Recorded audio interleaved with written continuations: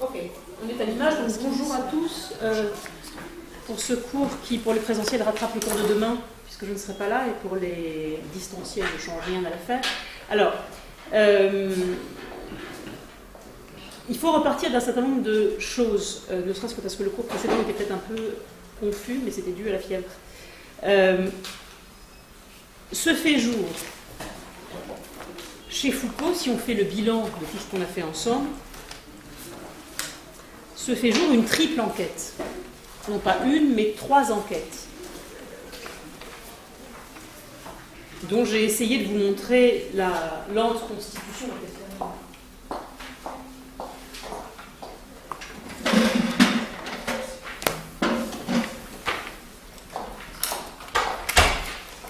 Donc j'ai essayé de vous montrer la lente constitution à partir de... Je ferme.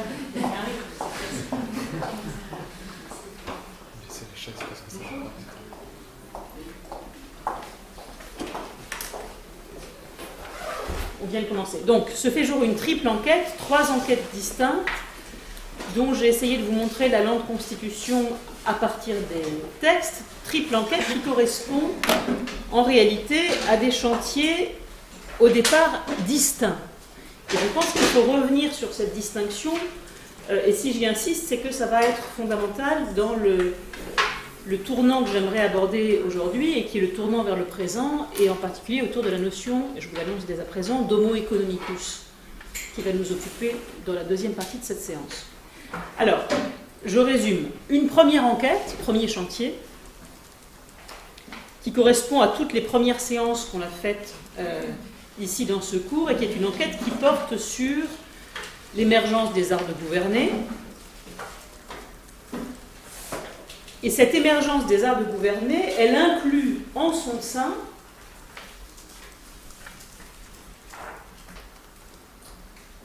une étude spécifique, c'est un peu comme une boîte dans une boîte si vous voulez, une étude spécifique des rationalités de gouvernement,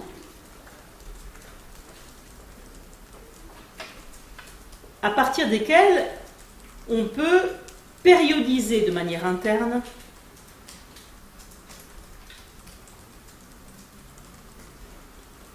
les différents arts de gouverner, ou plus exactement les différentes configurations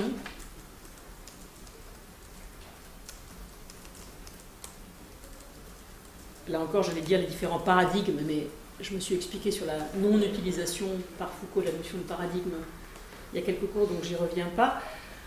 Les différentes configurations donc, de ces arts de gouverner qui, encore une fois, correspondent à des types de rationalités différents.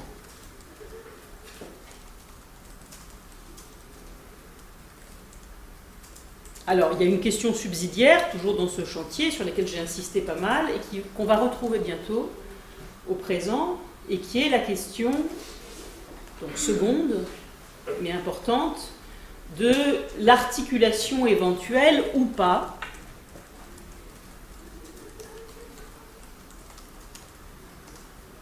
de ces différentes rationalités, la question de la manière dont on passe d'une rationalité à une autre. Est-ce que ces rationalités sont simplement discontinues au sens où elles changent verticalement, ou est-ce qu'on a des rationalités mixtes au point de contact, ou est-ce qu'on a fait des effets de superposition, etc., etc. Alors, exemple de cela, par exemple, dans les textes qu'on a envisagés la semaine dernière, qui étaient tirés de Naissance de la biopolitique,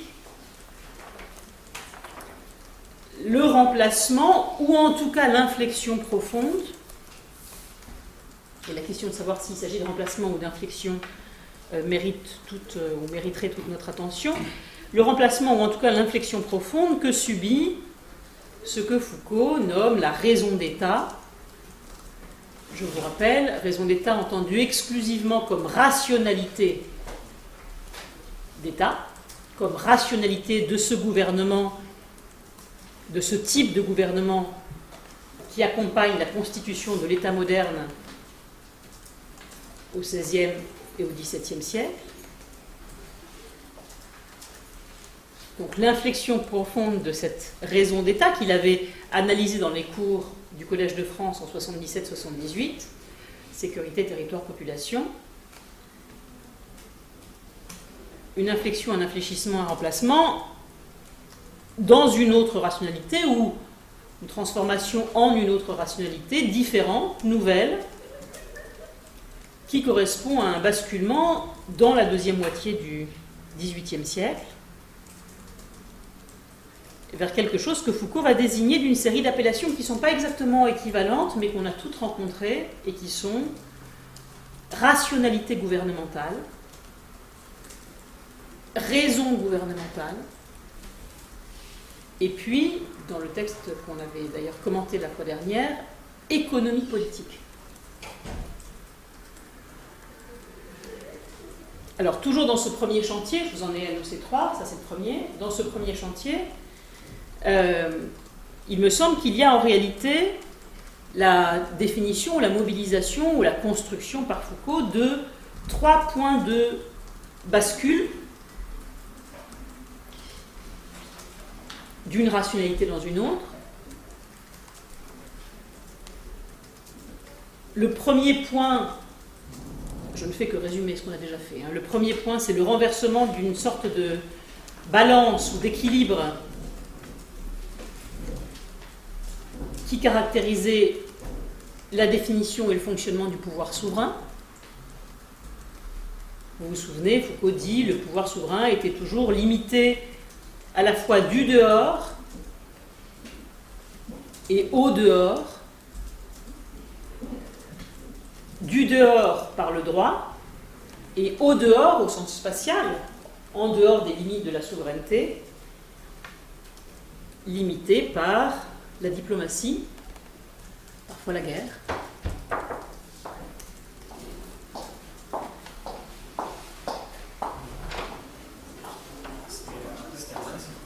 Oui, c'était à 13 ans. Donc limité, mais, ajoutait Foucault, en revanche, illimité en son intérieur.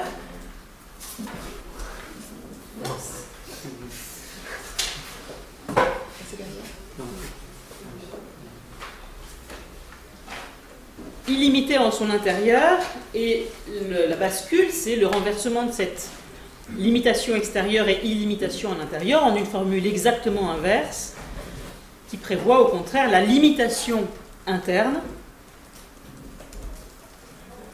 Et c'est comme ça que Foucault explique l'émergence de cet impératif, de cette nouvelle maxime de gouvernement selon laquelle on gouverne toujours trop, il faut limiter l'activité de gouvernement.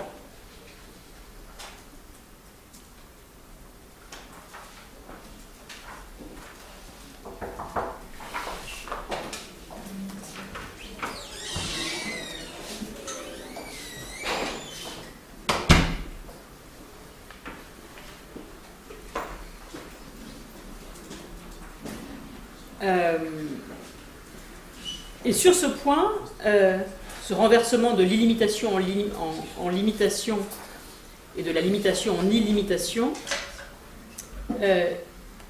Foucault en déduisait, et ça n'est pas un des moindres aspects de sa pensée, quelque chose qui était à l'œuvre dans le passage de la première à la seconde rationalité d'État à la rationalité de gouvernement, qui était quelque chose de l'ordre d'un décentrement radical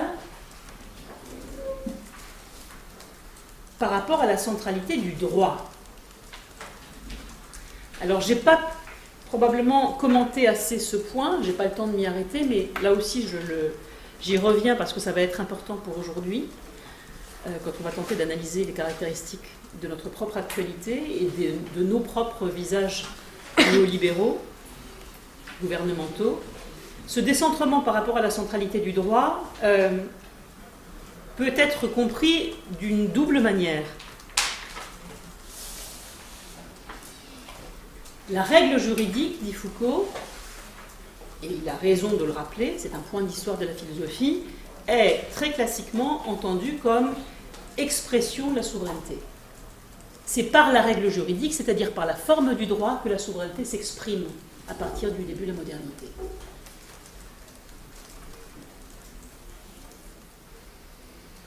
Mais c'est aussi une autre chose, et c'est finalement la chose qu'il ajoute avec cette histoire d'illimitation ou de limitation, limitation au dehors, illimitation interne, dit Foucault, pour la forme de la raison d'État, c'est que le droit est perçu en ce début de modernité, 16e, 17e, comme le principe nécessaire ou l'ensemble des principes nécessaires à la limitation de la souveraineté, c'est-à-dire ce qui empêche un souverain d'aller au-delà des limites, c'est pour ça que je vous parlais d'une limitation nécessaire, d'aller au-delà des limites que l'on accorde à son action. Donc le droit est à la fois l'expression de la souveraineté et le principe de sa limitation.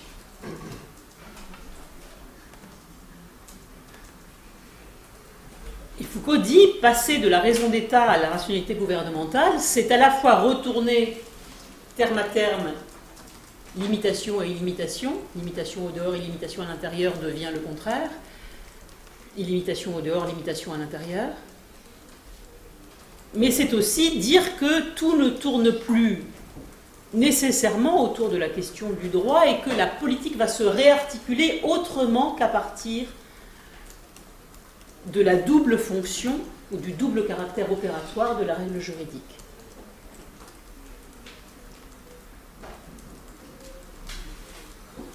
Alors, sur le deuxième aspect, la règle juridique entendue comme principe nécessaire de limitation de la souveraineté, vous vous souvenez qu'on a vu la dernière fois, et là pour le coup j'y reviens pas, qu'il ne s'agit plus tant de limiter l'action de la souveraineté que de poser la question de son caractère adéquat.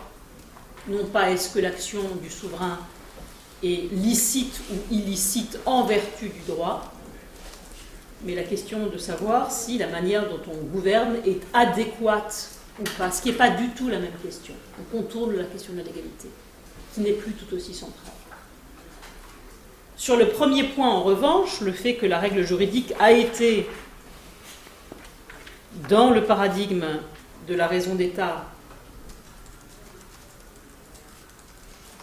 l'expression par excellence de la souveraineté, ben, il va s'agir, et là ça reste à construire dans notre analyse, il va s'agir de comprendre ce qui prend la place de la règle souveraine, de la règle juridique, expression de la souveraineté.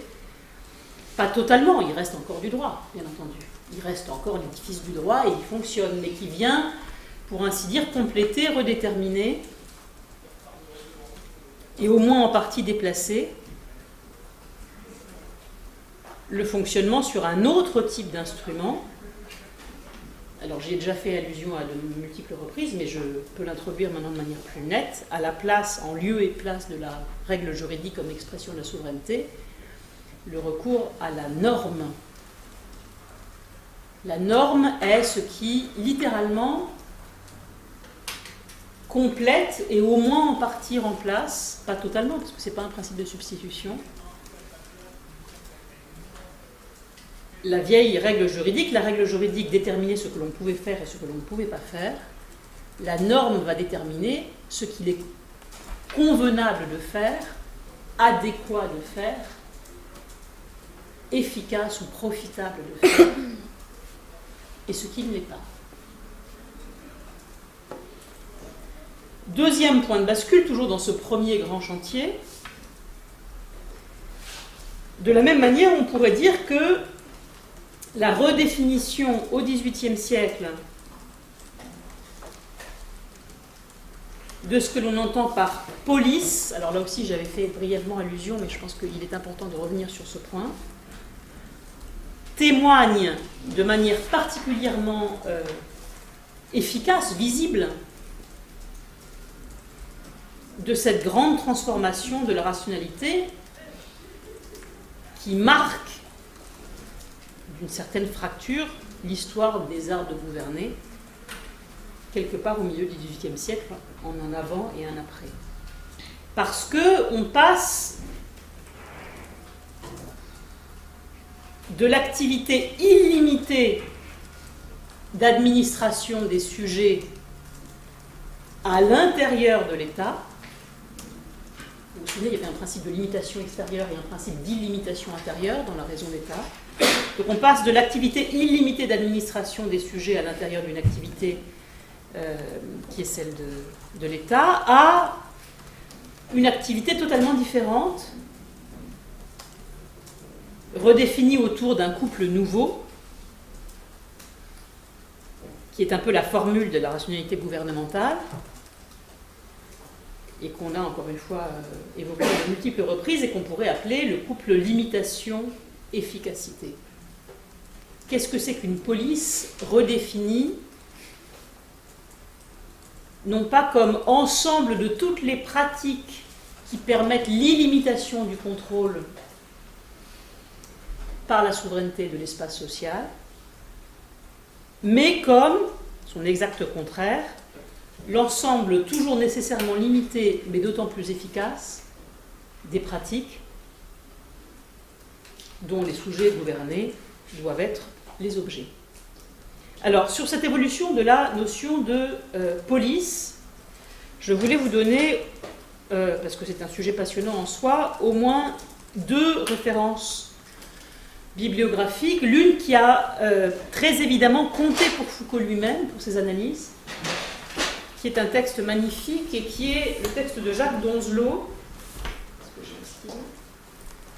Oui.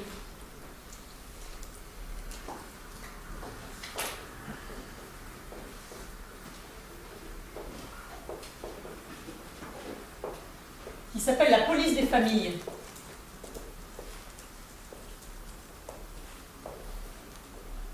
Donzelot est sociologue, historien, et il publie aux éditions de Minuit, en 1977, c'est-à-dire exactement au moment où Foucault se met à s'intéresser à ce genre de choses, ce texte qui est une tentative d'analyser la manière dont la police, au XVIIIe, donc on est en plein dans la période qui nous intéresse, est, au moins dans sa première partie, encore l'agent, ou en tout cas considéré comme l'agent naturel de prise en charge et de reproduction sociale de l'ordre établi. Il y a dans le social, dit Donzelot, une sorte de diffusion éparpillée du contrôle de la gestion et de l'administration qui vient prolonger quelque chose qui serait l'action directe du souverain sur les individus et la société, et qui traverse de manière générale tous les éléments d'organisation de la société, par exemple la famille, qui est son premier noyau par excellence. Et puis il y a, chez Donzelot comme chez Foucault, et c'est ça qui est très troublant, parce qu'on est 1 an avant les analyses foucaldiennes, quelque chose comme un point de bascule, que Donzelot lui aussi donne à voir, parce que à la fin du XVIIIe siècle,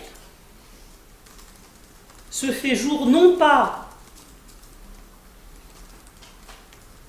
cette idée de la reproduction sociale en tout lieu d'un ordre établi qu'il s'agit d'administrer, de gérer et de perpétrer, mais l'idée nouvelle qu'il faut économiser les corps, gérer la production, et pas seulement empêcher les pillages ou les déperditions, empêcher les vols.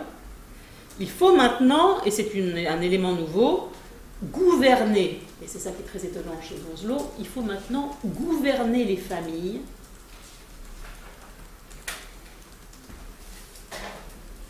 et ce gouvernement des familles, il ne peut pas se donner exclusivement de manière répressive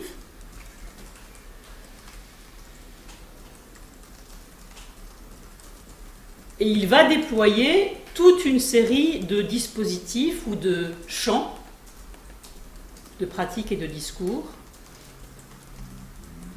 infiniment plus fins, articulés autour de cette exigence de garantie de la production. Donc, on a exactement les mêmes éléments qu'on trouve chez Foucault. Alors, je vous avais dit, me semble-t-il, mais trop rapidement, et je vous le redis ici, le sens que nous donnons aujourd'hui, ou en tout cas la perception actuelle que nous avons souvent aujourd'hui de l'activité de police et de ce que c'est que la police, est extraordinairement restreinte par rapport au déploiement que Donzelot repère, parce que pour gouverner des individus ou des familles ou des groupes ou des communautés, si on ne veut pas le faire de manière exclusivement répressive et qu'on cherche des efficacités autres, alors on déploie par exemple dans les entreprises quelque chose qui ressemble au paternalisme, le modèle familial appliqué à la structure d'entreprise. Le patron assimilé à la figure du père de famille et les ouvriers assimilés aux enfants qu'il faut éduquer, surveiller, aimer aussi. Et ce paternalisme-là, qui est un paternalisme qui s'est déployé de manière massive au XIXe siècle et qu'on va voir dans d'autres formes se maintenir au XXe siècle et dans d'autres formes encore, je vais y arriver bientôt, au XXIe siècle, cette composante paternaliste-là a été absolument fondamentale dans l'essor, dans l'histoire du capitalisme depuis presque 2 siècles et demi. Deuxième espace de déploiement, mais il y en a beaucoup, une certaine idée de la gestion des hommes et des femmes et de la société de manière générale par la moralisation, moraliser les individus et les populations,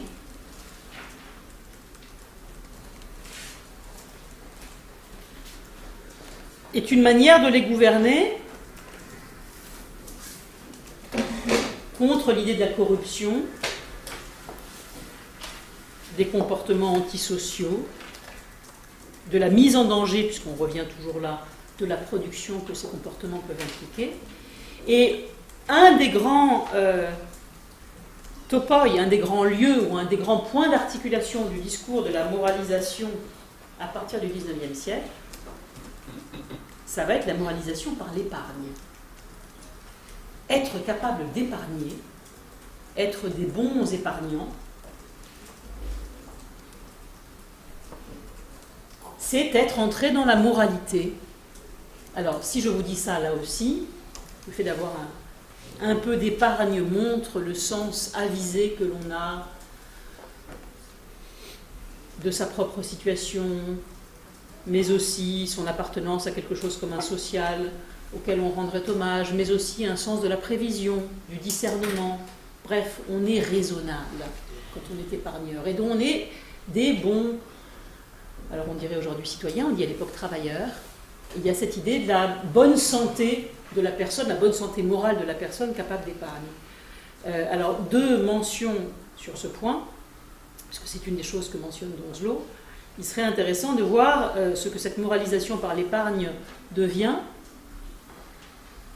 Les formes contemporaines, par exemple le fait de posséder un livret A, qui a été historiquement dans l'histoire du XXe siècle, et en particulier dans le second après-guerre, à partir de 1945, un des grands lieux de réarticulation de la bonne santé des familles. Avoir un livret A, c'est finalement voir venir le futur de manière plus sereine et participer d'un tout social de manière, encore une fois, avisée. Sauf que le livret A aujourd'hui, vous le savez peut-être pour ceux d'entre vous qui en ont, ou les familles qui en ont, n'est plus du tout rémunéré, et que le livret A aujourd'hui est en voie de décomposition parce que l'épargne familiale n'est plus ce qui caractérise la moralité, ou plus seulement ce qui caractérise la moralité des citoyens, et parce que la participation sociale s'est redéfinie sur d'autres impératifs. Moralité par l'épargne demeure, avoir un bas de laine, ça vous caractérise positivement, mais participation sociale par la consommation est un autre visage contemporain aujourd'hui de la capacité à participer à quelque chose comme un espace social. Être un bon consommateur caractérise autant les hommes et les femmes qu'être un bon épargnant, et ça donne quoi? Ça donne l'incitation à la consommation permanente qui vous est faite, je pense, aujourd'hui, Et ça donne, non pas version d'Onslow, tournant 18e, 19e, le gouvernement avisé des hommes et des femmes en vue de maintenir des corps, si possible sains, et donc une production garantie, mais ça donne une surconsommation et des figures qui sont les figures inverses à celles de l'épargne, et en particulier les figures de l'endettement. Le thème de la dette me semble être symétrique et inverse du thème de l'épargne. L'épargne-été, montre très bien d'Onslow, utilisée comme déploiement de type gouvernemental sur les individus. La dette aujourd'hui, je le dis parce que c'est un des thèmes qu'on va aborder dans la dernière séance du cours, me semble être aujourd'hui un dispositif similaire et inverse, gouverner les individus par la dette, non pas par leur moralisation et leur caractère avisé, mais par la manière dont ils participent en tant que consommateurs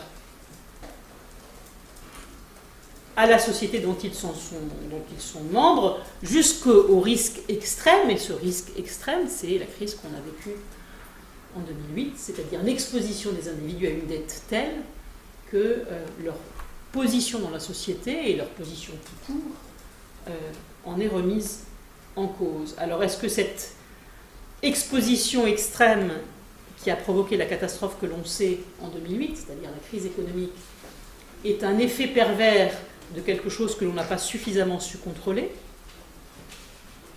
Première hypothèse. Est-ce que l'endettement massif, pensez à la crise des subprimes, pensez, etc., est-ce que l'endettement massif des individus lié à une surconsommation où finalement il suffit d'avoir même pas une carte de crédit, mais une carte de débit, disent les Américains, qui vous permet d'acheter n'importe quoi, un frigidaire, une voiture, une maison, avec très peu d'intermédiaires et en passant par des sociétés qui sont des sociétés ou des entités bancaires privées. Est-ce que cette surconsommation est un effet pervers d'un système mal contrôlé, ou est-ce que la dette est, à la hauteur du XXIe siècle, le visage de ce que d'Onslow décrivait pour le XIXe comme l'épargne, comme l'un des dispositifs de prise gouvernementale sur les individus. Prise non répressive, mais moyen de contrôle. Alors d'Onslow en cite un troisième déploiement non répressif qui permet de gouverner les familles, donc paternalisme des entreprises, moralisation par l'épargne, et puis il y a une chose qui a beaucoup fasciné Foucault, et là aussi la proximité des analyses d'Onslow-Foucault est assez vertigineuse. Alors là pour le coup Foucault s'y intéresse avant d'Onslow, mais c'est dans l'air du temps et des débats de l'époque, depuis le début des années 70, et c'est l'hygiénisation par la médecine. Vous allez me dire, ça n'a pas grand-chose à voir avec ce qui nous intéresse, c'est-à-dire la reformulation de la rationalité en économie politique.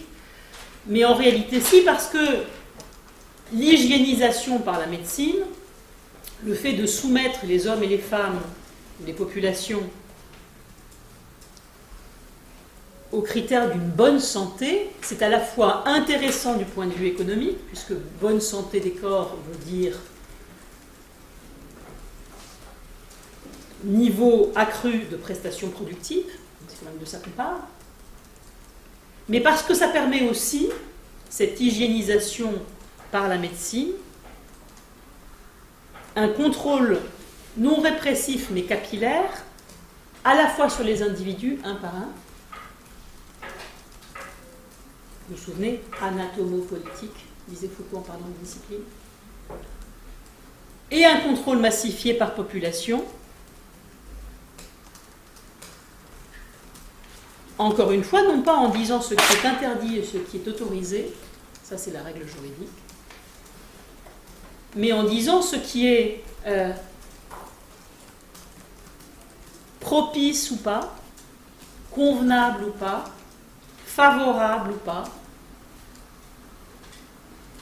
c'est-à-dire en déterminant des comportements adéquats et des comportements non adéquats. Et cette idée d'adéquation ou de non-adéquation va avoir précisément un instrument, je le redis, la norme, et cette norme, il faut bien qu'elle se donne un critère. Dans le cas de la règle juridique, c'était la fixation de ce qui était licite ou pas, en fonction de la loi. Dans le cas de la norme, ça va être ce qui est bon en vertu d'une nature, ou ce qui est mauvais en vertu d'une nature, qui nous prescrit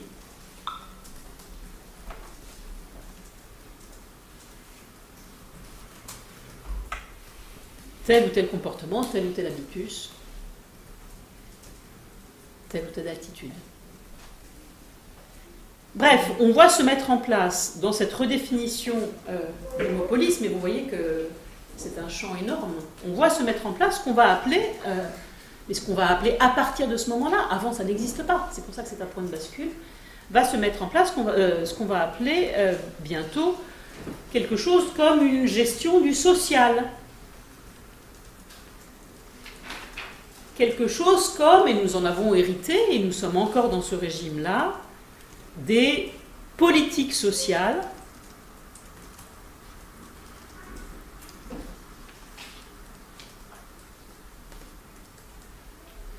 les politiques sociales devenant un secteur essentiel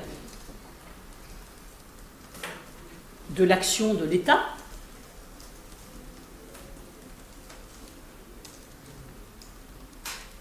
qui, encore une fois, va utiliser de plus en plus ce nouvel instrument qu'est la norme pourquoi ? Pour assurer la qualité, la conservation et la disponibilité des individus. Et pourquoi est-ce qu'on veut assurer la disponibilité, la conservation et la qualité des individus ? Parce qu'il faut qu'ils travaillent. Et que s'ils travaillent, ils seront producteurs de valeur économique. Vous voyez comment ça s'enclenche ? Pourquoi est-ce qu'on a besoin de cette redéfinition de la police, non plus comme administration générale de l'espace de la souveraineté, mais comme gestion fine des corps des individus, c'est-à-dire aussi de leur vie, de leurs existences, c'est-à-dire aussi de leurs capacités productives. On est dans un registre de vocabulaire qui n'est pas celui de Foucault, exactement au cœur de ce que Foucault va appeler biopolitique. Une politique des vies. Alors ça, c'est la première référence que je voulais vous donner sur la police. Il y en a une deuxième qui est passionnante et qui est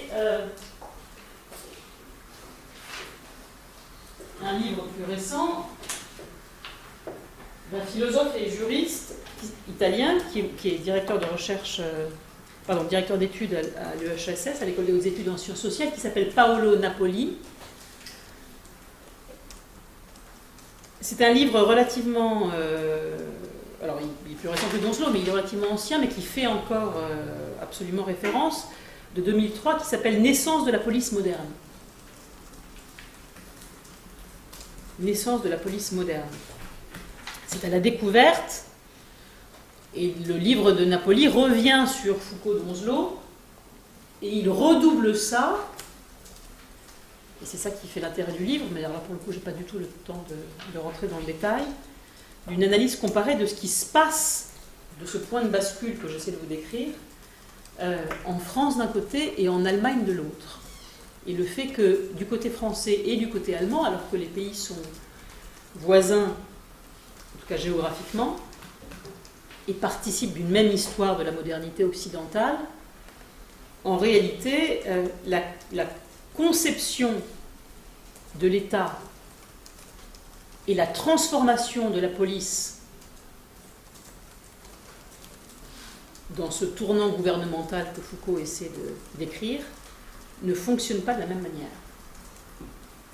C'est-à-dire que la Polizeiwissenschaft allemande n'est pas la police d'État française.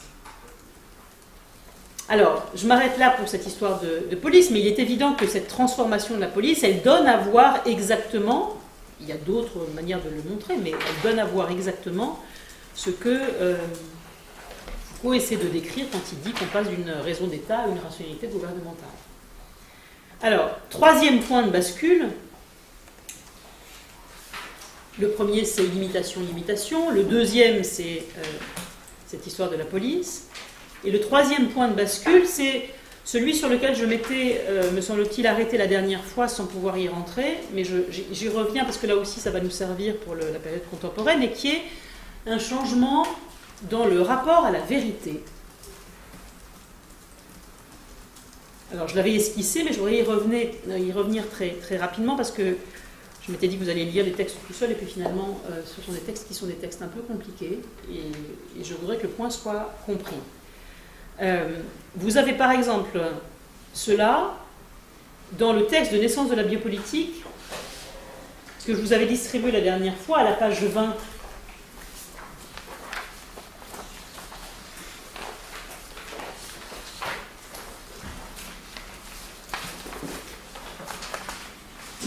Alors on s'était arrêté juste avant.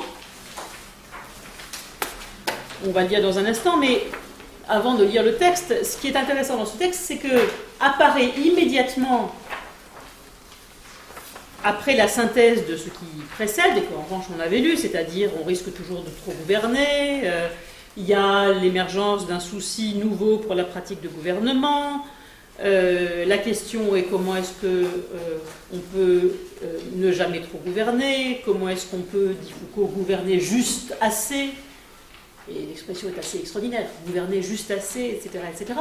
On a donc, après tout ce long passage sur l'idée d'une limitation de la pratique du gouvernement, une limitation volontaire de la pratique de gouvernement, parce que c'est la condition paradoxale et contre-intuitive de son efficacité, moins on gouverne, plus on est efficace, la phrase suivante. Alors c'est plus qu'une phrase, parce que c'est plusieurs phrases, c'est 2 paragraphes, haut de la page 20. Avec l'économie politique, on entre donc dans un âge dont le principe pourrait être celui-ci: un gouvernement ne sait jamais assez qu'il risque de gouverner toujours trop, ou encore un gouvernement ne sait jamais trop bien comment gouverner juste assez. C'est ce que je viens de vous dire. Le principe du maximum-minimum dans l'art de gouverner se substitue à cette notion de l'équilibre équitable, de la justice équitable, qui ordonnait autrefois la sagesse du prince. Eh bien, tel est, je crois, dans cette question de l'auto-limitation par le principe de la vérité, tel est le coin formidable que l'économie politique a introduit dans la présomption indéfinie de l'état de police. Moment évidemment capital, puisque s'établit en ses linéaments les plus importants, non pas bien sûr le règne du vrai dans la politique, mais un certain régime de vérité qui est précisément caractéristique de ce qu'on pourrait appeler l'âge de la politique, et dont le dispositif de base est en somme le même encore aujourd'hui. Quand je dis régime de vérité, je ne veux pas dire que la politique ou l'art de gouverner, si vous voulez, accède enfin à cette époque-là à la rationalité. Je ne veux pas dire qu'on atteint à ce moment-là une sorte de seuil épistémologique à partir duquel l'art de gouverner pourrait devenir scientifique. Je veux dire que ce moment que j'essaie d'indiquer actuellement, que ce moment est marqué par l'articulation sur une série de pratiques d'un certain type de discours qui, d'une part, le constitue comme un ensemble lié par un lien intelligible, et d'autre part, légifère et peut légiférer sur ces pratiques en termes de vrai ou de faux. Alors, ce passage me semble intéressant parce qu'il dit qu'en réalité se met en place, d'un point de vue épistémologique, ou que quelque chose accompagne ce tournant de la rationalité gouvernementale,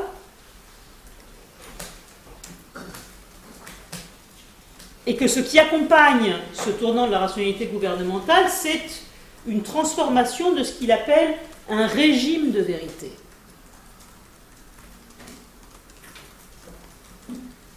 Par régime de vérité, il entend en réalité une certaine manière de définir le partage du vrai et du faux,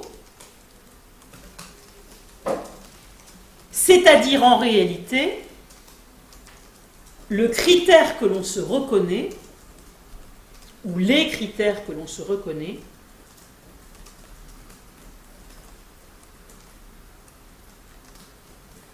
pour dire qu'une pratique de gouvernement est vraie ou est fausse.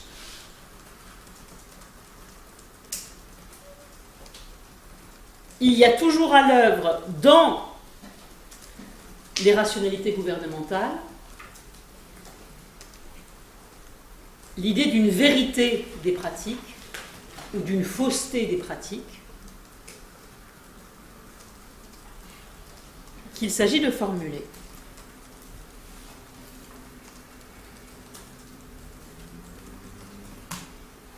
Alors, comme le point est abstrait, Foucault explique, et c'est la suite du texte. Concrètement, ça veut dire ceci.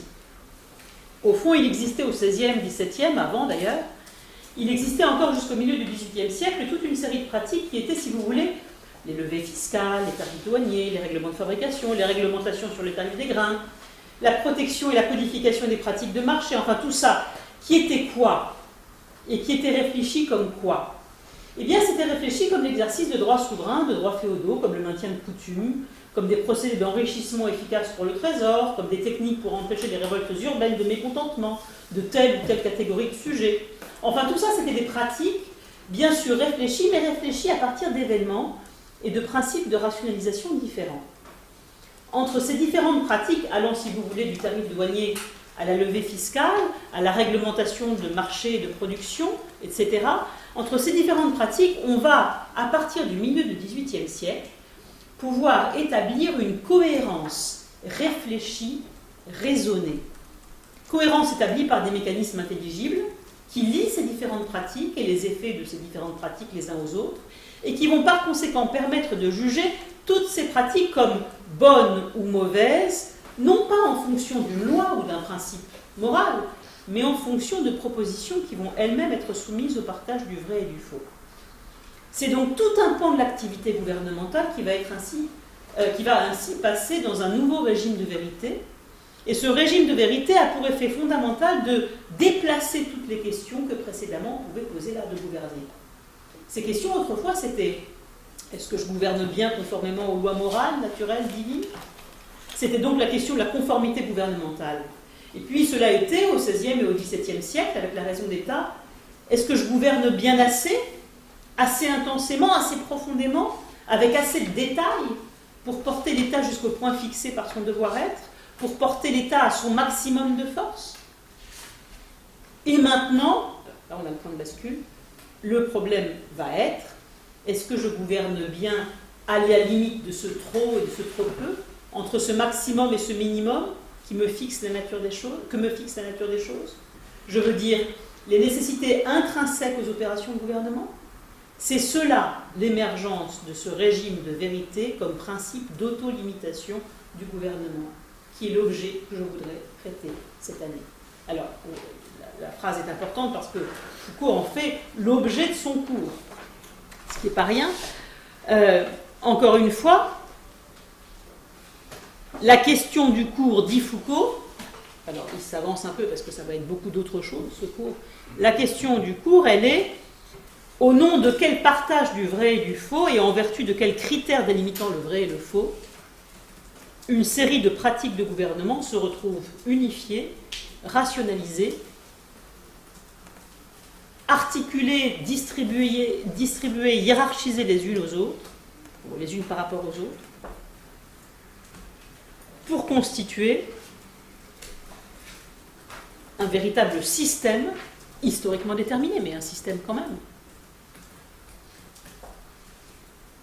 obéissant à des règles de fonctionnement communes. Quand il dit lever des impôts, etc., pour caractériser avant, il dit finalement on a des bouts de rationalité faites de briques et de brocs, certaines sont d'origine féodale, certaines sont d'origine moderne, certaines sont, etc., etc. Là, on a l'unification de quelque chose. Alors, faites attention, cela ne signifie pas, et c'est ce qu'il disait dans le premier passage qu'on a lu ensemble, que le passage au montage, à l'unification, à la hiérarchisation et à la très grande cohérence des pratiques gouvernementales au XIXe siècle correspond à un progrès. On n'est pas dans une rationalisation progressive de pratiques de gouvernement qui autrefois étaient irrationnelles et qui deviennent de plus en plus rationnelles. On n'est pas dans un modèle hegelien, pour le dire très rapidement. On n'est pas dans la réalisation progressive de la raison. En tout cas, pas pour Foucault. On n'est pas non plus, alors c'est moins le modèle hegelien que le modèle bachelardien, dans une évolution progressive vers toujours plus de scientificité et de positivité des modèles de gouvernement.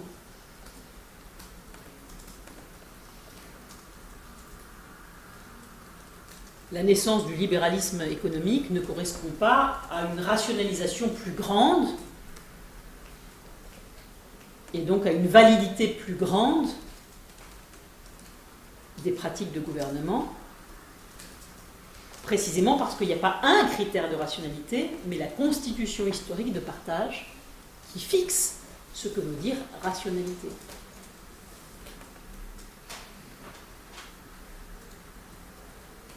Alors, à partir de quels critères et autour de quoi se constitue ce régime de vérité ?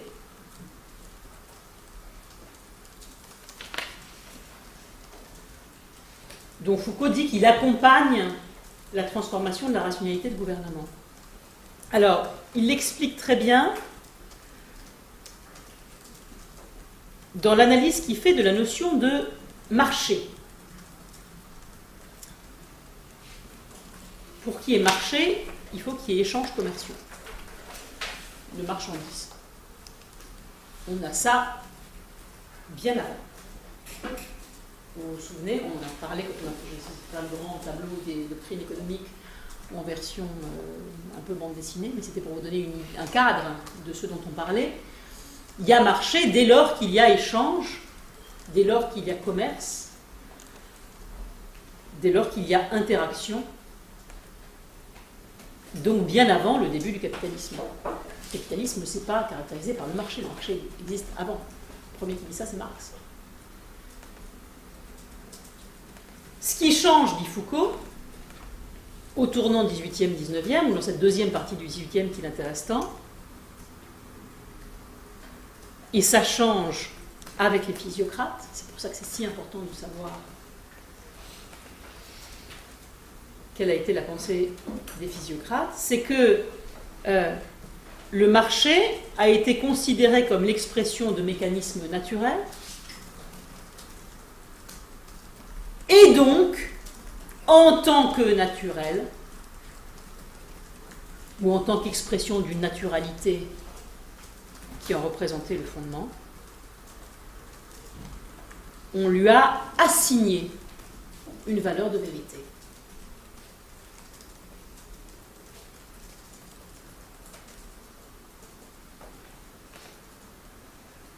Le problème de la vérité assignée au marché comme lieu d'expression de mécanismes naturels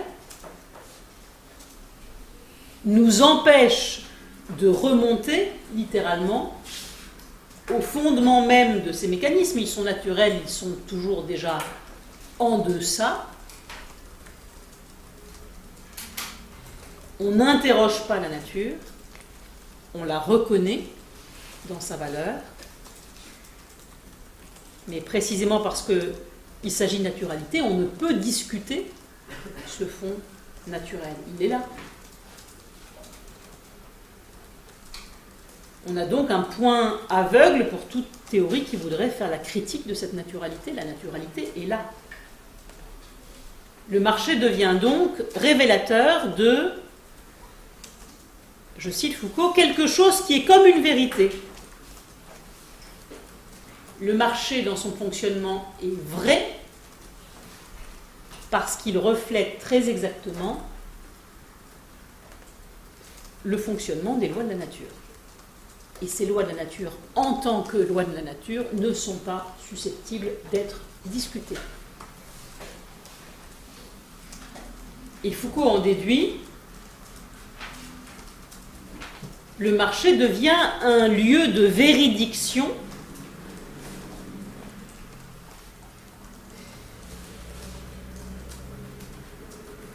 puisqu'il est expression des lois naturelles et qu'il est géré par les lois de la nature et qu'il est, etc., etc. Mais du coup, on va pouvoir utiliser le marché lui-même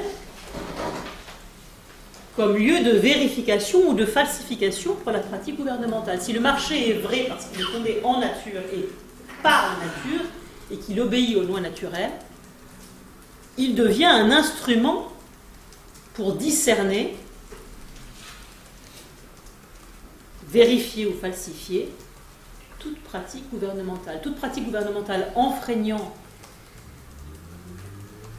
le fonctionnement naturel du marché sera dénonçable en tant que telle. Toute pratique gouvernementale allant dans le sens des lois naturelles qui régissent le marché sera dite vraie. Alors, vous avez ça au bas de la page 32.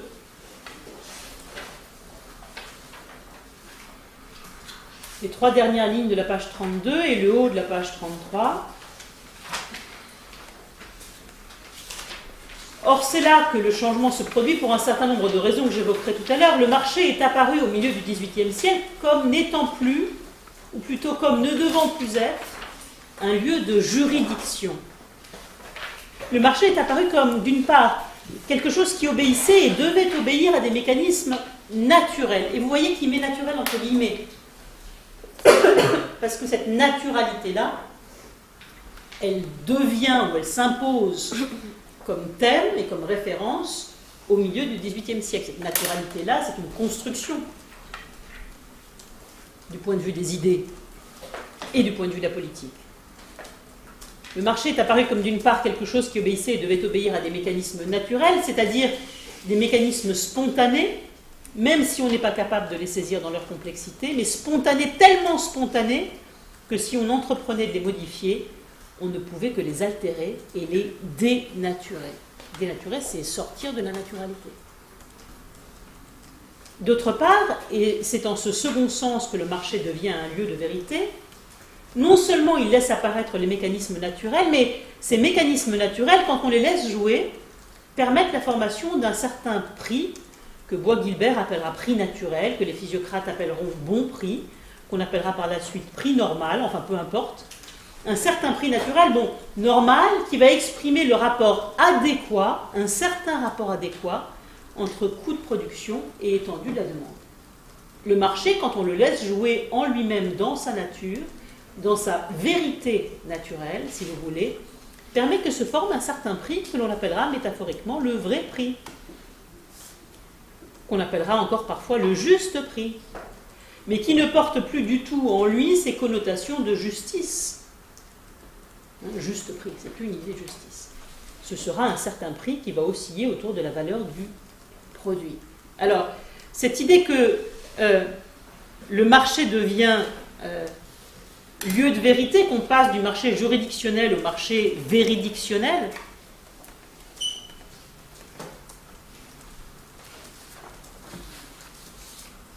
ça ne signifie encore une fois pas que on est laborieusement arrivé dans la deuxième moitié du XVIIIe siècle à une théorie plus rationnelle du marché. On est plutôt en phase de la constitution d'un élément à partir duquel évaluer de manière inconditionnée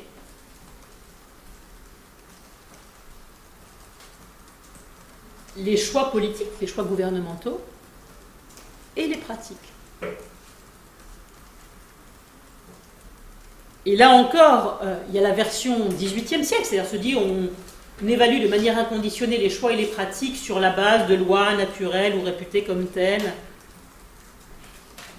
et donc dont les caractères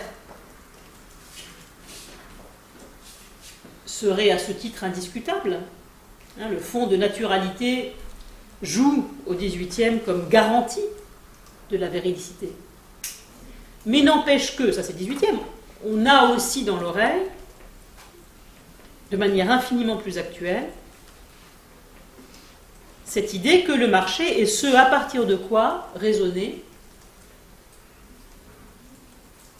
dans les choix et les pratiques gouvernementales, Alors aujourd'hui, on ne dirait plus au nom d'une naturalité des règles qui régissent le marché. On le dirait de manière moins explicite, mais c'est vrai que si vous entendez, vous faites attention au discours politique qui vous entoure, cette idée que tout se déploie à partir d'un élément central qui est un élément gage de vérité et de légitimité des politiques mises en œuvre et qui est le marché, cet élément demeure. Les mesures prises par tel ou tel gouvernement sont prises pour soutenir le marché, maintenir le marché, développer le marché, relancer le marché, etc., etc., etc.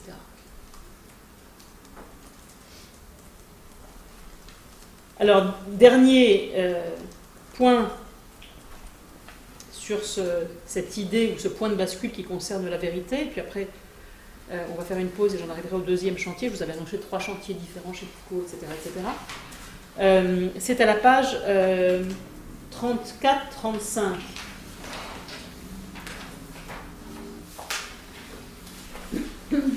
Quand je parlais, alors c'est le premier alinéa au milieu de la page 34.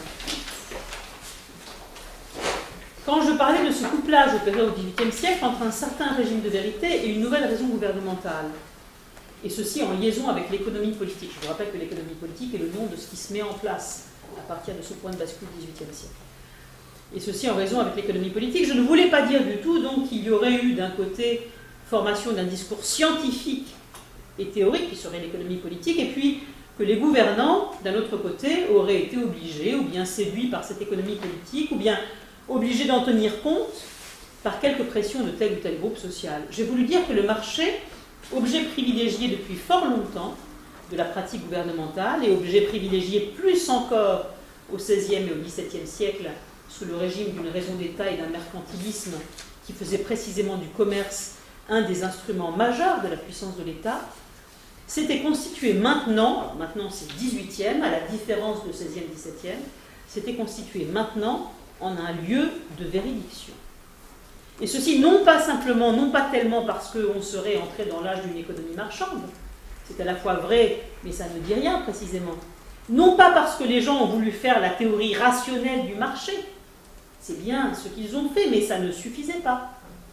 En fait, il faudrait, pour arriver à comprendre comment le marché dans sa réalité est devenu, pour la pratique gouvernementale, un lieu de véridiction, établir ce que j'appellerais une relation polygonale, ou polyédrique, comme vous voudrez, entre une certaine situation monétaire qui était celle du XVIIIe siècle, avec d'une part un nouvel afflux d'or, et d'autre part une relative constance des monnaies, une croissance économique et démographique continue à la même époque, une intensification de la production agricole, l'accès à la pratique gouvernementale d'un certain nombre de techniciens, porteurs à la fois de méthodes et d'instruments de réflexion, et enfin la mise en forme théorique d'un certain nombre de problèmes économiques.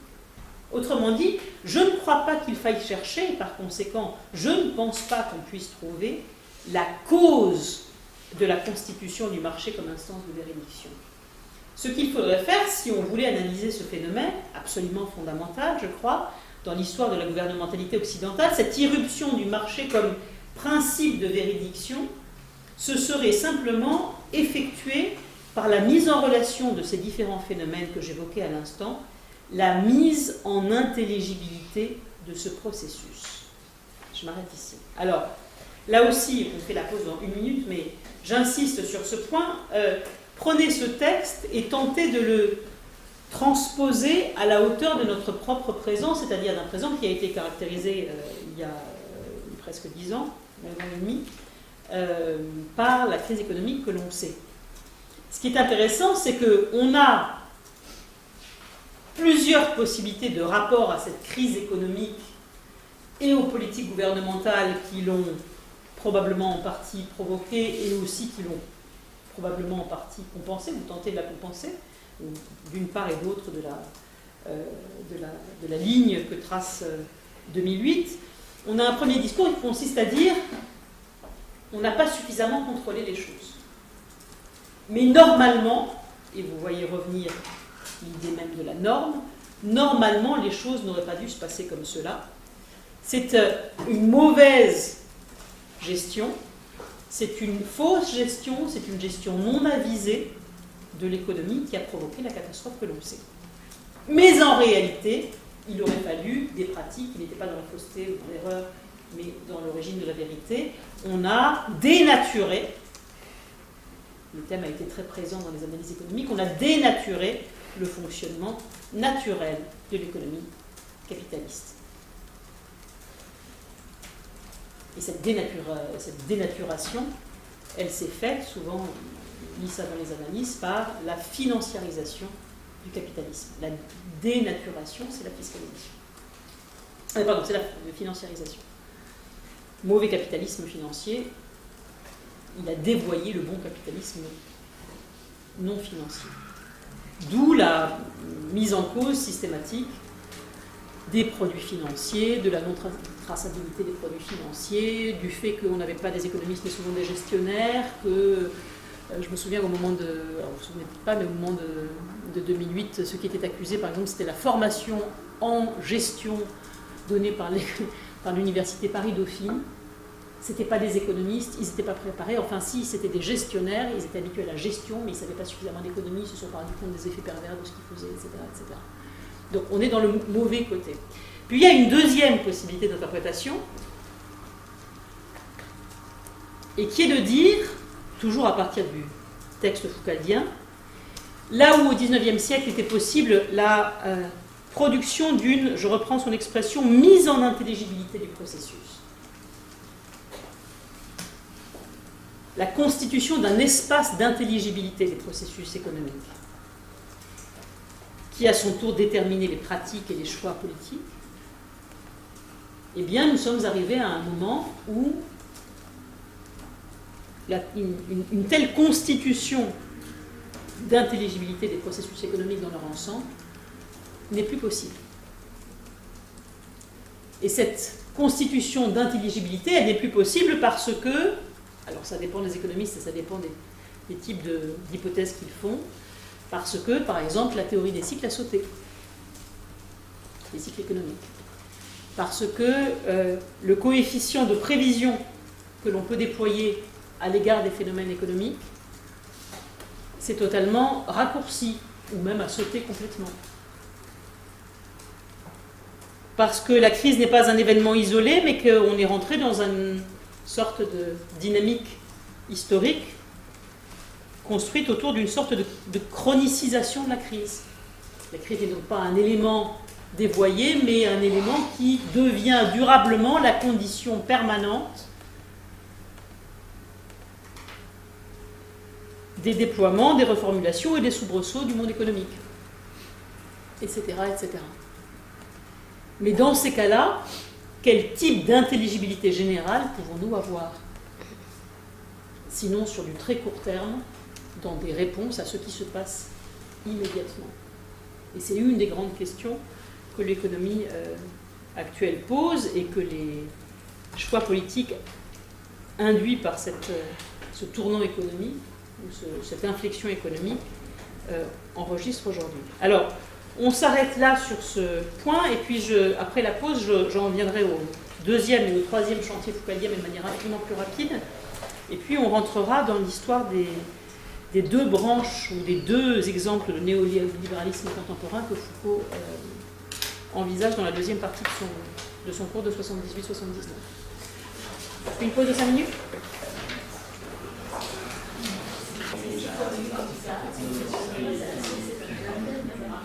Alors, on est à nouveau à l'image, donc on reprend après cette pause. Ça va être vraiment un morceau de pause rapide, puisqu'il nous reste une demi-heure. Et que je voudrais qu'on soit en classe.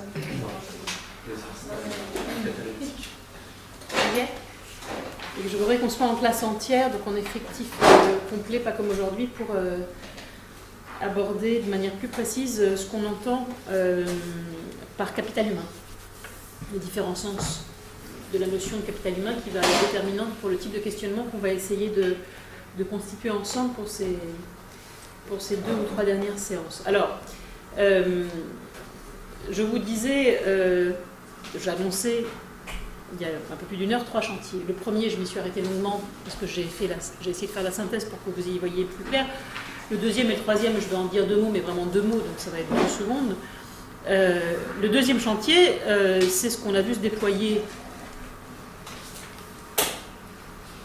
en réalité de la vérité et des formes juridiques à surveiller et punir.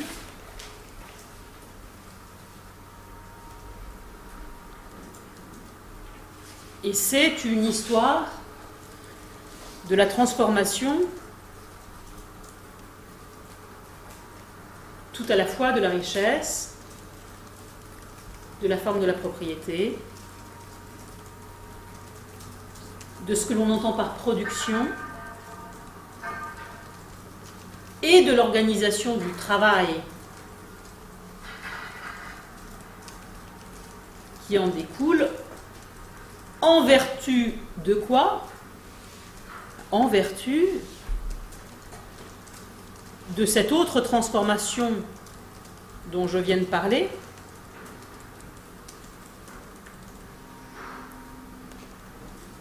qui affecte la modernité en son cœur, encore une fois 16e, 17e d'un côté, 18e de l'autre, au milieu du 18e de l'autre. Et je pense que les 2 chantiers, premier chantier sur les transformations de la rationalité et deuxième chantier sur les transformations de la conception de la richesse, de la propriété et donc aussi de l'organisation du travail, sont distincts, mais ils sont bien entendu articulés l'un à l'autre.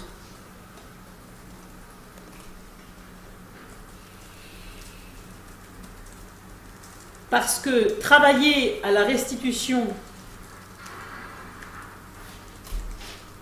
du moment historique où s'est littéralement produit ce que Foucault appelle l'accrochage de l'homme au travail,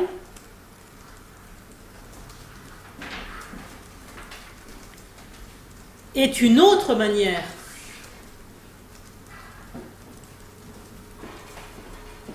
de nourrir l'idée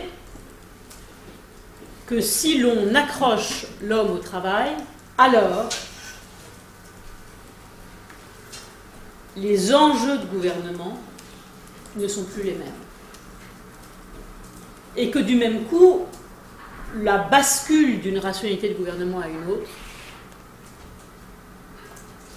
peut se produire. Alors, il y a un texte dont je pense qu'on l'avait lu ensemble quand on avait fait La vérité et les formes juridiques, mais je voudrais le relire ici, parce qu'il me semble particulièrement efficace et qu'il dit à la fois à quel point c'est important économiquement et à quel point c'était important politiquement, cette histoire d'accrochage de l'homme au travail. Dans l'édition des 10 écrits en 4 volumes du texte La vérité et les formes juridiques, c'est à la page 622.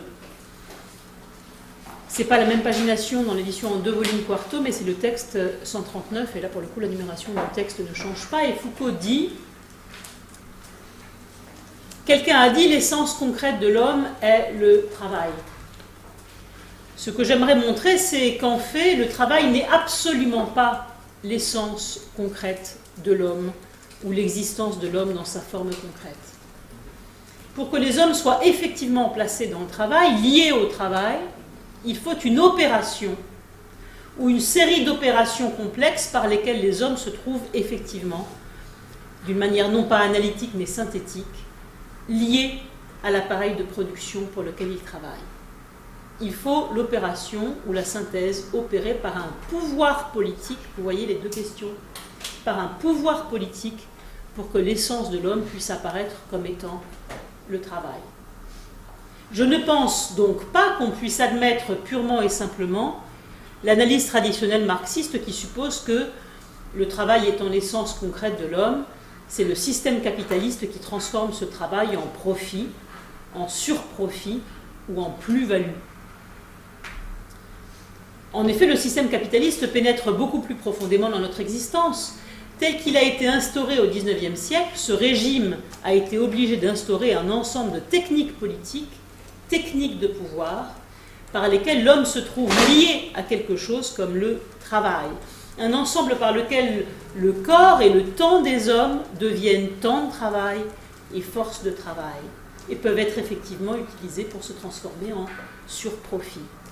Mais pour qu'il y ait un surprofit, il faut qu'il y ait sous-pouvoir.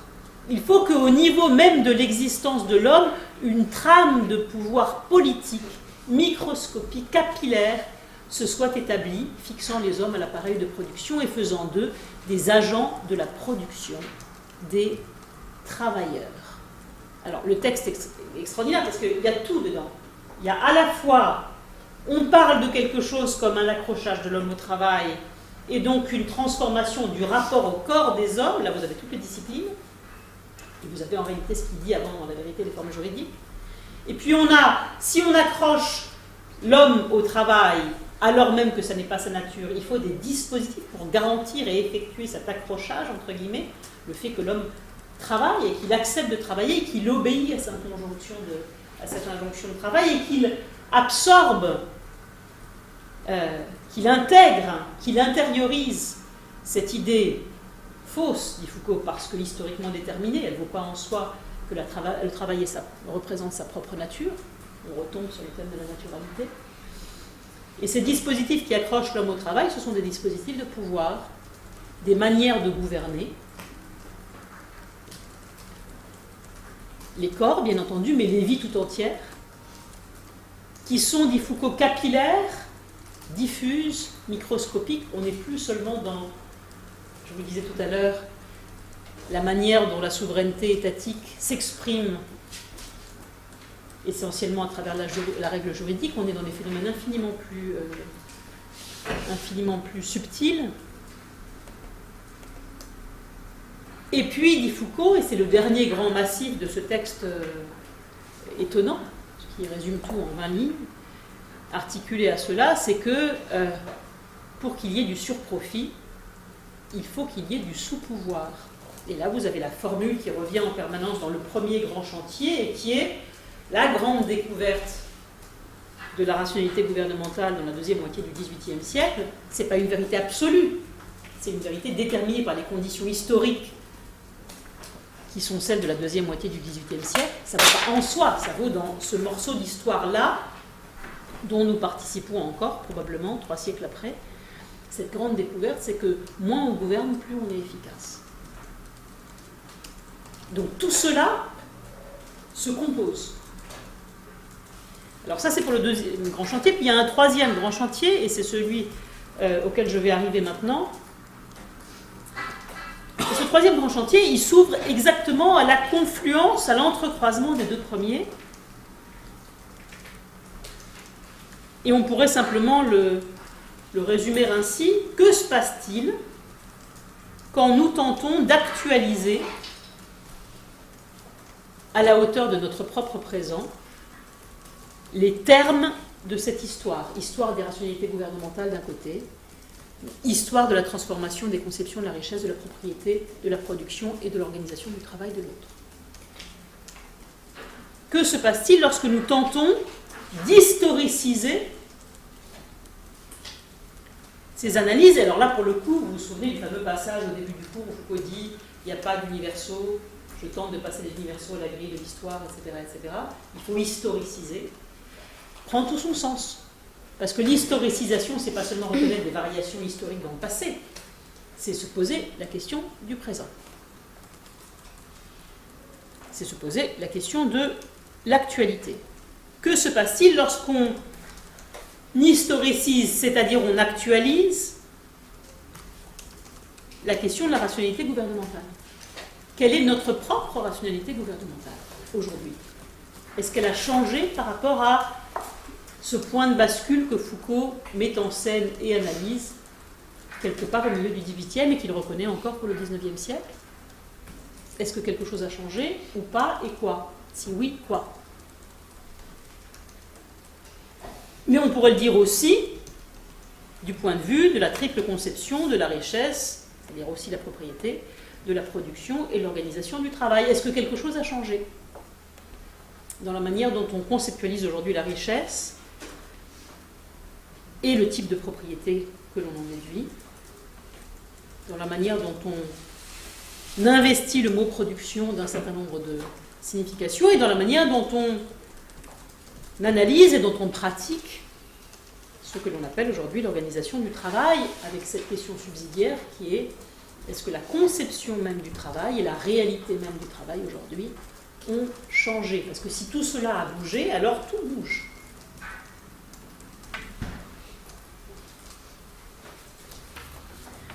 Alors, je vous le disais au début de ce cours, et je l'ai redit à plusieurs reprises, la grande ambiguïté, c'est qu'on a deux présents.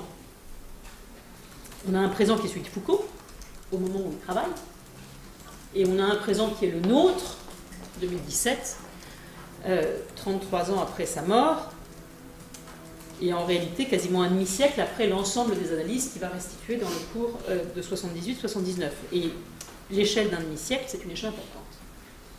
Donc on a un effet qui est un effet de double décalage de Foucault par rapport au 19e, c'est-à-dire des néolibéralismes par rapport au libéralisme, mais aussi dans un décalage second de nos propres visages néolibéraux par rapport à la description foucaldienne d'il y a 30-35 ans.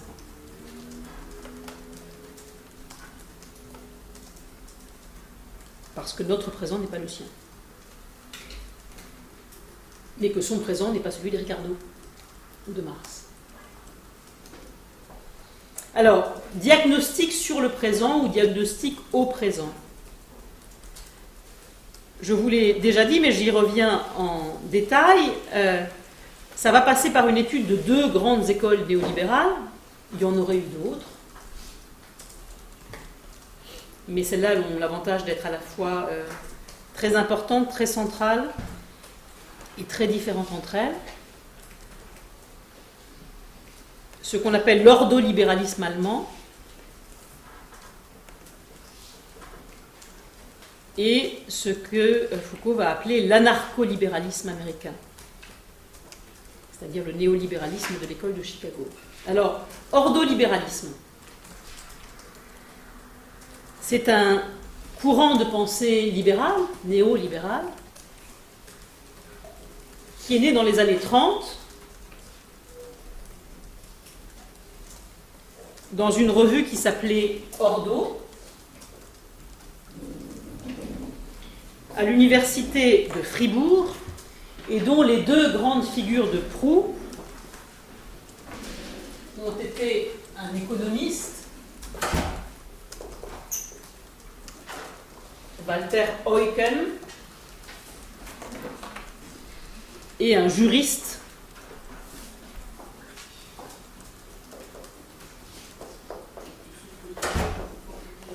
Franz Böhm.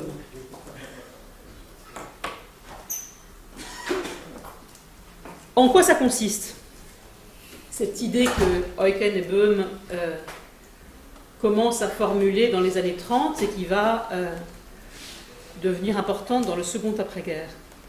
C'est l'idée que l'État doit avoir un rôle ordonnateur. Ordo. Compensateur et régulateur, mais, et tout est dans le mais, radicalement et drastiquement limité.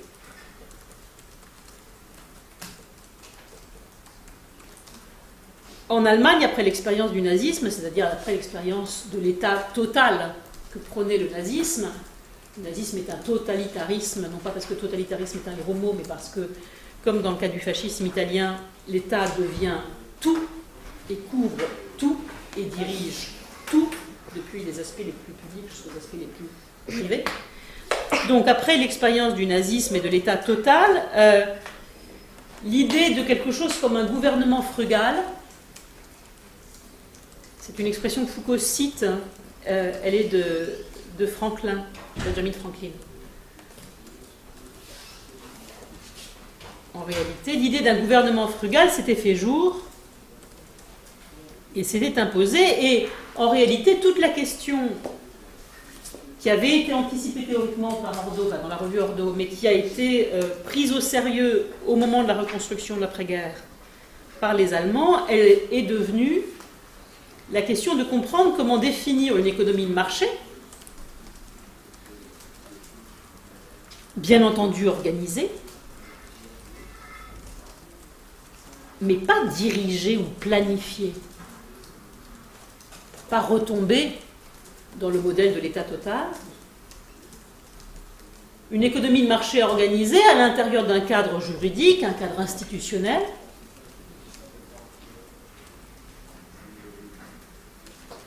qui offrirait les garanties de la loi et les limitations nécessaires de l'exercice du gouvernement,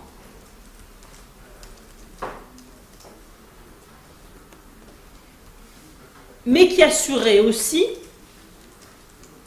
et c'est l'autre morceau si vous voulez, cependant, le fait que le libéralisme économique ne suscite pas d'effets sociaux violents. Les Allemands, ils ont eu pas mal d'expérience en la matière. Le nazisme est en partie provoqué, pas totalement provoqué bien entendu, il est provoqué par des tas de choses complexes, par des faisceaux de causes qu'il ne faut pas caricaturer, mais une des causes de la montée du nazisme en Allemagne, c'est la crise de 29. Et la crise de 29 est perçue par les Allemands comme ce qu'un libéralisme économique non contrôlé peut susciter en matière d'effets sociaux violents, c'est-à-dire la bascule d'un peuple dans un désespoir et une souffrance telle que n'importe quel sauveur prétendant vous redonner la dignité que vous avez perdue et des conditions de vie meilleures s'impose politiquement, y compris par des moyens démocratiques, ce qui a été le cas de l'accession au pouvoir d'Hitler le 30 janvier 1933, démocratie, élection. Donc, éviter des effets sociaux violents, ça veut dire garantir la démocratie.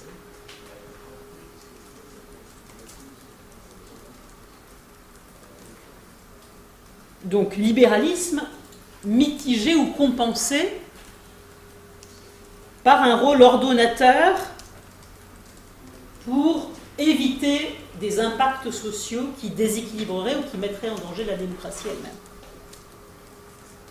C'est ça la balance que cherche à établir l'ordolibéralisme. Alors, ce qui est intéressant, c'est que ça a été cet ordolibéralisme ce qui a présidé au choix économique de la politique de la République fédérale d'Allemagne après-guerre, sous la première chancellerie de 49 à 63, qui a été celle d'Adenauer, grand chancelier allemand, qui a exactement tenté de constituer un libéralisme allemand de type ordolibéral. Alors ça aboutit à une sorte de répartition des tâches. Première chose, la politique monétaire. La politique monétaire, elle est de l'ordre de la responsabilité de la Banque centrale, mais elle est à l'abri du pouvoir politique.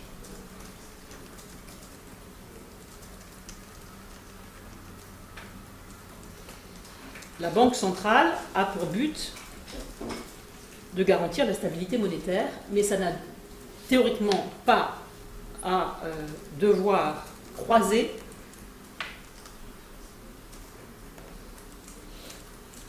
la politique nationale. Deuxième chose, la politique budgétaire. Politique budgétaire équilibrée, ça appartient au gouvernement. Troisième chose, la fixation des salaires. Ça n'appartient ni à la Banque centrale ni au gouvernement. La fixation des salaires, ça appartient au registre de la négociation entre patronat et syndicats. Alors, c'est plus compliqué ce que je vous en dis, mais ce qui est intéressant, c'est de voir comment est-ce que, dans un effet de distribution de l'organisation du contrôle de l'économie, on a la recherche d'un effet de compensation ou d'équilibre entre gouvernement, banque et monde du travail. j'ouvre ici une minuscule parenthèse, parce que je ne vais pas reparler d'ordolibéralisme après, parce que ce n'est pas ce qui va m'intéresser pour cette fin de ces dernières séances de cours. Si vous regardez aujourd'hui la politique de l'Allemagne, vous êtes exactement encore dans une politique ordolibérale. Une politique qui est, par bien des aspects, extraordinairement néolibérale, mais qui se pose en permanence le problème du coût social que cette politique néolibérale peut engendrer. Comment compenser, comment déployer un certain nombre de dispositifs pour éviter ces fameux effets sociaux violents.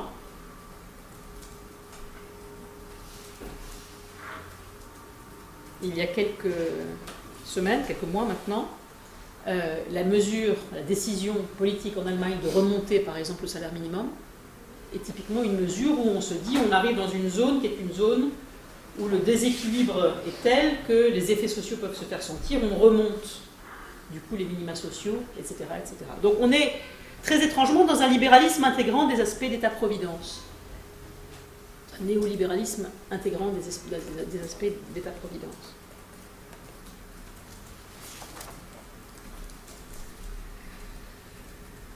Du côté maintenant de l'école de Chicago. Alors je fais simplement l'introduire.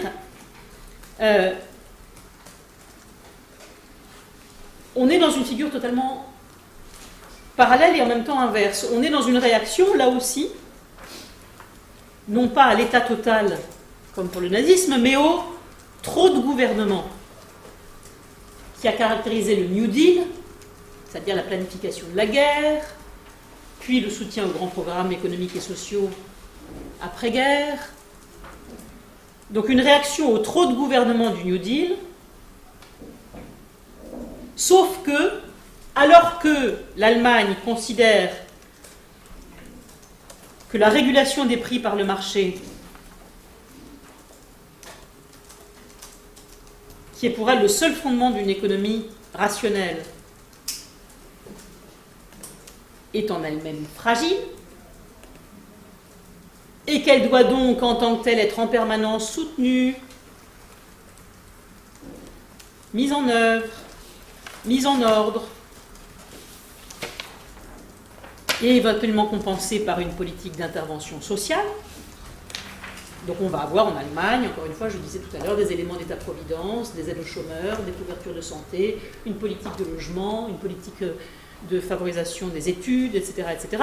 Le néolibéralisme américain, au contraire de cela, cherche, je cite Foucault, plutôt à étendre la rationalité du marché, les schèmes d'analyse qu'elle propose et les critères de décision qu'elle suggère à des domaines non exclusivement ou non premièrement économiques.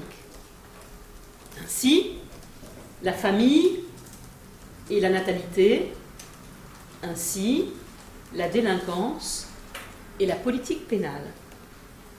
Fin de citation. Alors, première manière de définir le néolibéralisme américain dans la version qu'en donne l'école de Chicago à partir des années 60, appliquer des schèmes d'analyse utilisés en économie à des domaines non exclusivement ou non premièrement économiques. Transférer des modélisations de l'économie au non économique.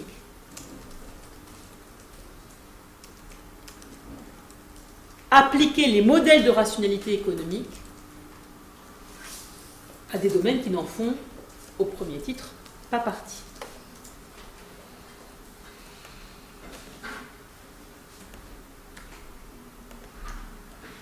Bref, on a deux schémas. Côté allemand, une logique de la concurrence pure, on est bien dans un néolibéralisme, mais encadrée par un ensemble d'interventions étatiques. Ça, c'est l'ordolibéralisme.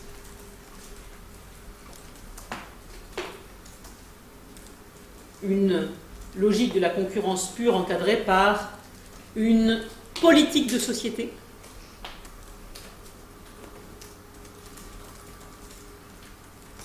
Alors que dans le cas du néolibéralisme américain, on a, dit Foucault, la tentative d'extension de la rationalité du marché à des domaines jusque-là considérés comme non pertinents pour l'économie. Alors, une fois qu'il a mis en place ces deux grands modèles, il fait une sorte de parenthèse autour de l'idée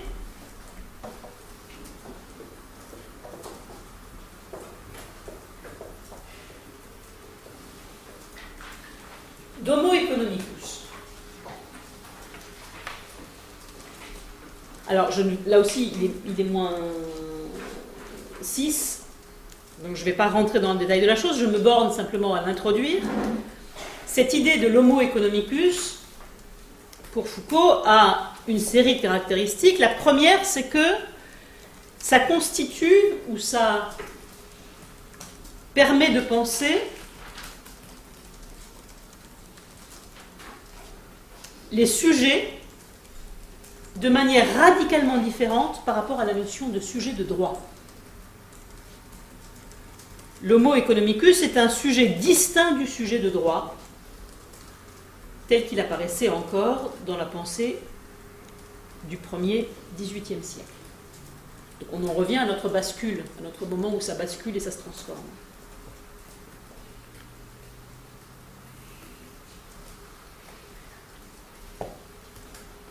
Mais l'homo economicus est aussi radicalement différent de la notion de société civile.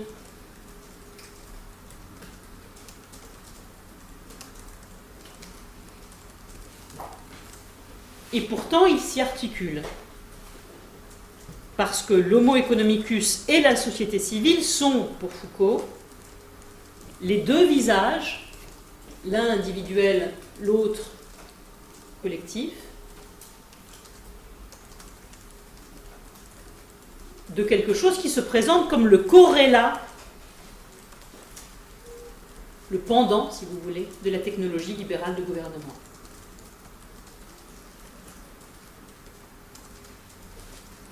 Parce que la pensée libérale oppose la société et le gouvernement, la société et l'État, en considérant l'État comme toujours excessif, toujours potentiellement trop agissant, on gouverne toujours trop, comme toujours au risque de quelque chose qui serait de l'ordre de l'artifice, alors que ce qu'il s'agit de laisser jouer, c'est la nature, c'est les lois naturelles, et que cette naturalité, elle s'exprime, bien entendu, dans le marché, mais aussi dans quelque chose comme une certaine idée de la société possédant ses propres règles, et qu'il s'agit de laisser jouer librement. Société et gouvernement, société et État, nature et artifice. On a là deux pôles qui sont à la fois opposés et en même temps en permanence en relation.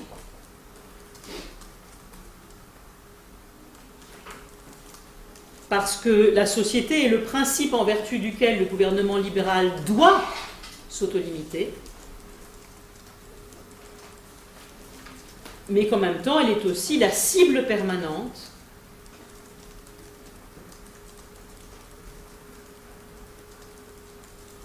l'enjeu permanent pour le système libéral. Le libéralisme a besoin que les libertés des hommes et des femmes soient à la fois restreintes pour obtenir des prestations productives et en même temps inciter et garantir. Parce que si gouverner, c'est agir sur l'action libre des hommes et des femmes, alors le système libéral a besoin de cette liberté pour fonctionner.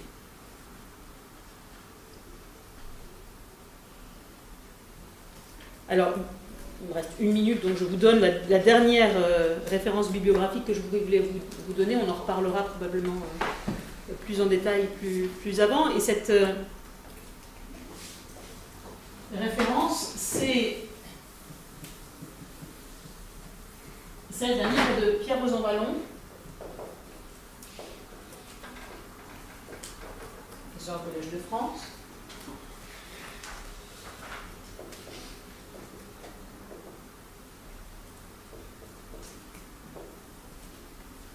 qui a écrit il y a quelques années, il y a une dizaine d'années, en 2006, c'était au Seuil, un livre assez intéressant qui s'appelle La contre-démocratie, qui est un livre qui envisage la société comme contre-pouvoir par rapport à la pratique étatique et politique du pouvoir, c'est-à-dire qui envisage le recentrement ou le rééquilibrage des rapports et des tensions qui peuvent exister entre société et gouvernement du côté de la société.